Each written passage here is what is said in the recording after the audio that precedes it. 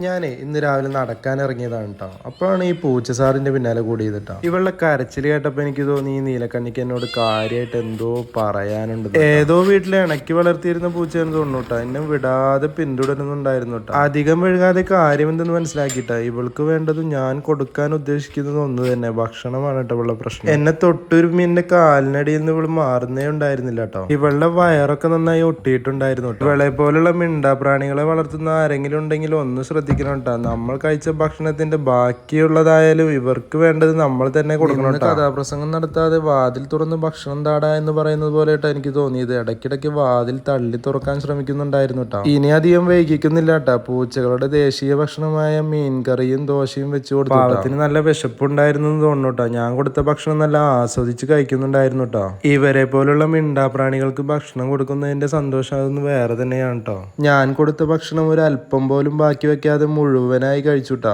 ഭക്ഷണം മുഴുവനായി കഴിച്ചപ്പോൾ എന്റെ മനസ്സും അവളുടെ മനസ്സും ഒരുപോലെ നിറഞ്ഞുട്ടാ. ഭക്ഷണം കഴിച്ച് ഒരു ഏമ്പക്കവും വിട്ട അവളുടെ ഒരു നിൽപ്പുണ്ടായിരുന്നു കേട്ടാ. എന്റെ മനസ്സിനെ വല്ലാതെ സന്തോഷിപ്പിച്ചു. ഇനി എവിടെയെങ്കിലും വെച്ച് കാണാന്ന് പറഞ്ഞുകൊണ്ട് പൂച്ച സാറിന്റെ പാട്ടിന് പോയിട്ടാ. അപ്പോൾ എന്നാൽ അടുത്ത വീഡിയോയുമായി വീണ്ടും കാണാട്ടാ.